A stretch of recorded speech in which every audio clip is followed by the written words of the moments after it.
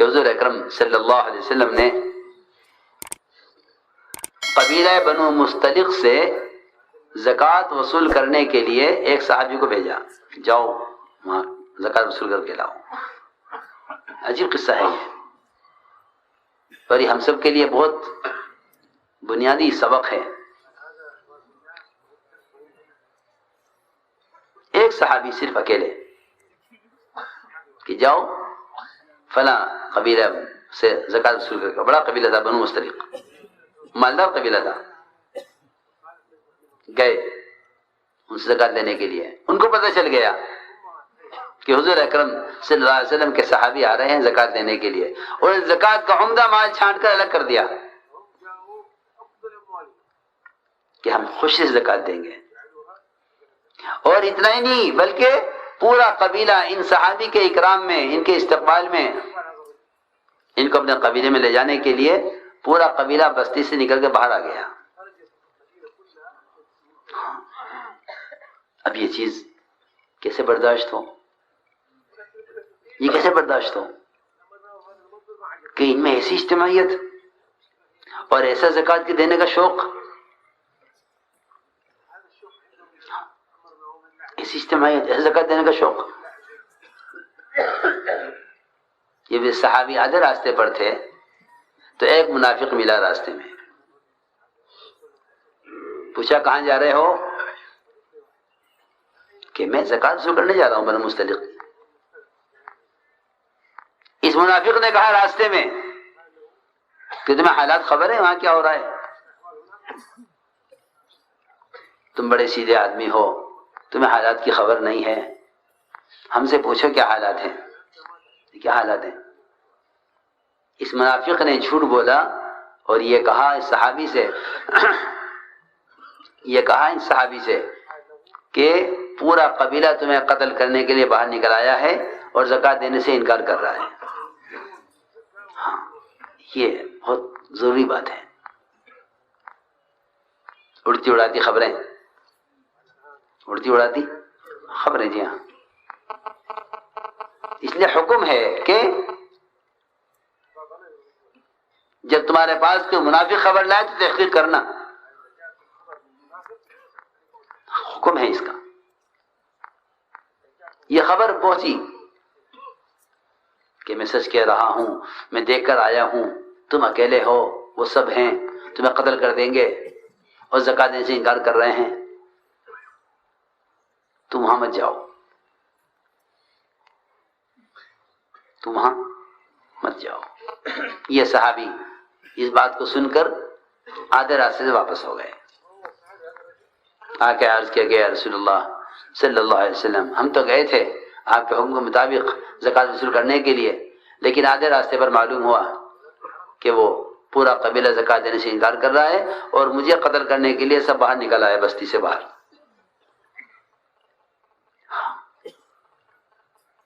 یہ بہت سوچنے کی بات ہے ہم سب کے۔ اڑتی اڑاتی جھوٹی خبروں پر یقین کر لینا، اور یقین نہیں کر لینا بلکہ اس پر قدم اٹھا لینا، ہاں مزاج بن گیا، ہاں مزاج بن گیا۔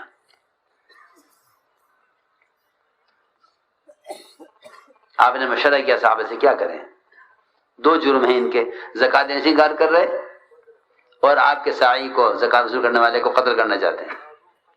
سارے صحابہ کا اتفاق ہو گیا اس پر کہ رات کا انتظار کرو، رات کو ایک صحابہ کا ایک بڑی جماعت جائے اور ان پورے قبیلے کو سب کو قتل کر دیا جائے، اس پر اتفاق ہو گیا۔ عجیب بات ہے، اتنا بڑا قدم اٹھا لیتے ایک منافق کی خبر پر۔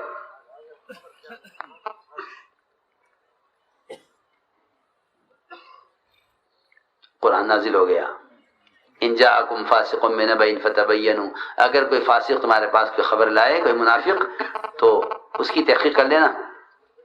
ایسا نہ تم کوئی ایسا قدم اٹھا لو اور ایسا فیصلہ کر بیٹھو کہ تمہارے لیے پھر سوائے حسرت ندامت کے کچھ نہ ہو۔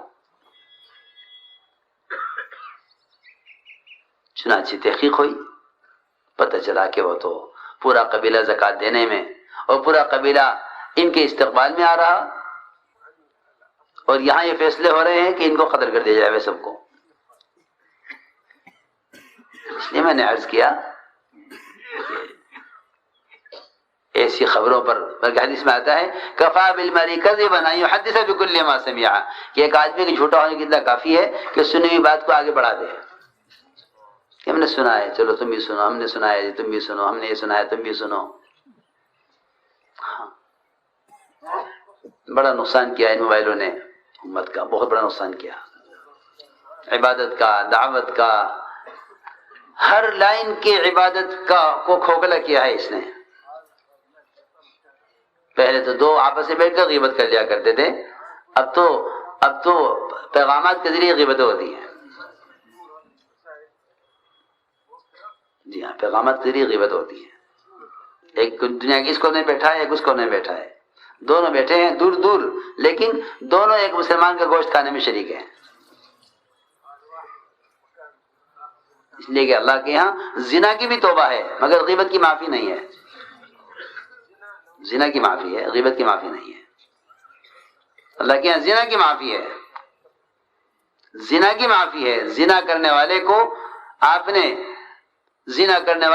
دیکھ کے فرمایا میں اپنی آنکھوں سے دیکھ رہا ہوں کہ وہ جنت کی نہروں میں نہا رہا ہے اور جنت کی نہروں میں غوطے کھا رہا ہے، میں اپنی آنکھوں سے دیکھ رہا ہوں. اور فرمایا وہیں غیبت کرنے والوں کو کہ میں تمہیں جہنم کی طرف جاتے دیکھ رہا ہوں، کہ غیبت کرنے والا جہنم کی طرف اور زنا کرنے والا جنت میں داخل ہو چکا ہے. یہ روایت میں ہے کہ وہ تو جنت میں غوطے کھا رہا جس سے زنا ہوا، اور غیبت کرنے والا کہ وہ جہنم میں. صحیح روایت ہے کہ میں دیکھ رہا ہوں کہ وہ جنت کی نہروں میں غوطے کھا رہا ہے. اس لیے فرمایا کہ غیبت سے اپنے آپ کو بچاؤ. بغیر خیر اگر بات کرنی ہے تو لوگوں کی خیر اور صفات کے تذکرے کرو، کمزور کے تذکرے مت کرو. اور جس کی غلطی کو سنو اس کی غلطی کی اچھی تعویل کرو. تو کوئی بات یاد رکھو کہ امت کی اجتماعیت اچھی تعویل سے ہی باقی رہے گی. جتنی بھی تنظیمیں ہیں، جتنے بھی دین کے شعبے ہیں، ان سب کی ذمہ داری ہے کہ یہ ایک دوسرے کی غلطی کی تعویل کریں.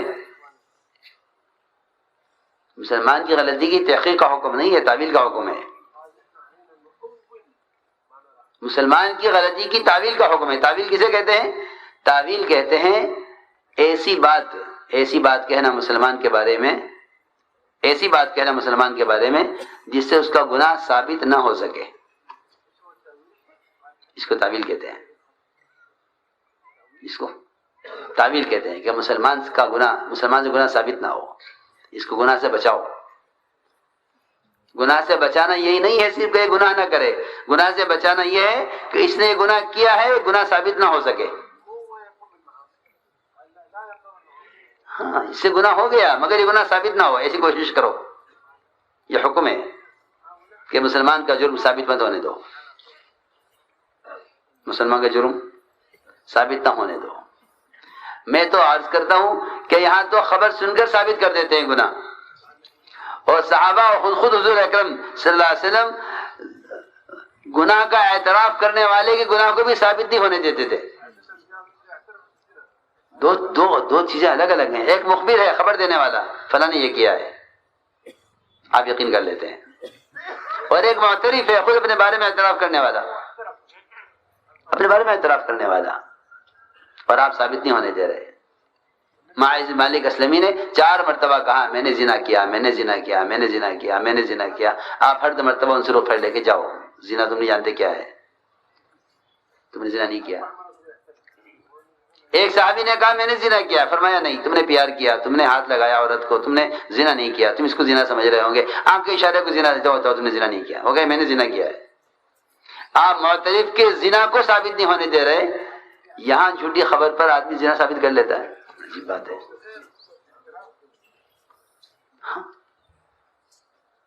وہاں علی کے بعد چور نے خود آ کر اعتراف کیا، مومنین مجھ سے چوری ہو گئی ہے. کیا چرایا؟ کہ یہ اونٹ کھڑا ہے، یہ چرایا ہے، میں نے چرایا. ہاں، اونٹ ساتھ میں چرایا، وہ اونٹ ساتھ میں، میں نے چرایا، اونٹ چرایا. اب دیکھو تعویل کسے کہتے ہیں. حضرت علی نے فرمایا رضی اللہ تعالیٰ عنہ کہ اونٹ سب ایک سی شکل کے ہوتے ہیں. اونٹ سب ایک ہی شکل کے ہوتے ہیں. تم اپنا اونٹ سمجھ کر کھول رہے ہوں گے، وہ دوسرے کا نکلا. لوگوں نے تمہیں چور کہہ دیا، تم نے چوری نہیں کیے. جاؤ. ہے آج کوئی ایسا آدمی؟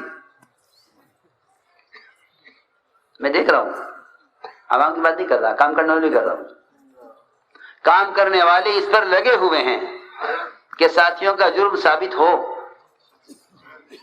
یہاں کام کرنے والوں کے لیے لازم ہے کہ ایک عام مسلمان کو بھی گناہ کی تعویل کریں. یہاں کام کرنے والے گناہ کی تعویل نہیں کر سکتے.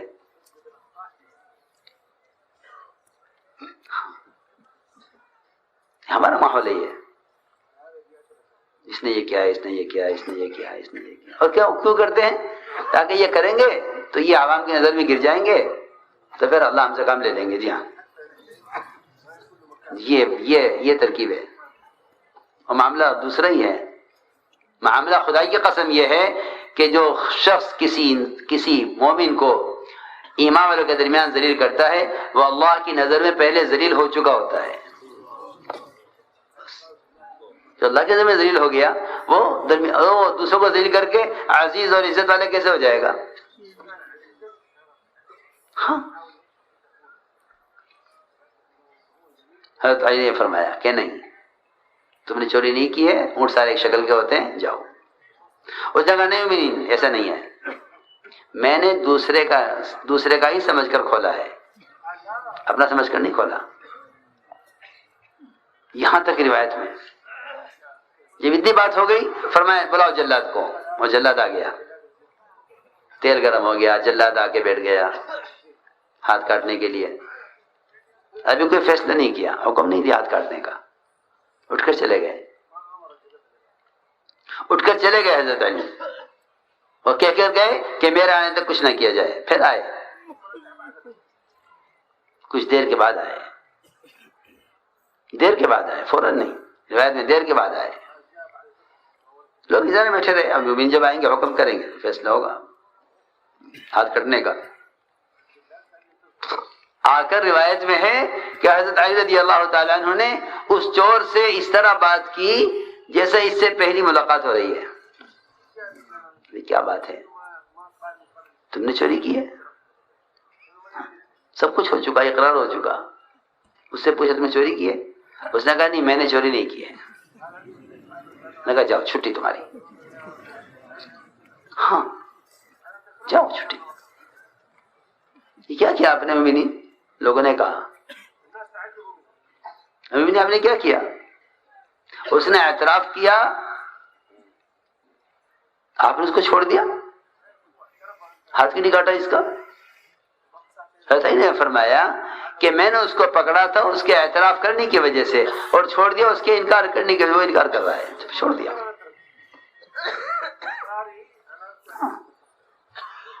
میں نے پکڑا تھا اس کو اس کے اعتراف کرنے کی وجہ سے، چھوڑ دیا اس کے انکار کی وجہ سے.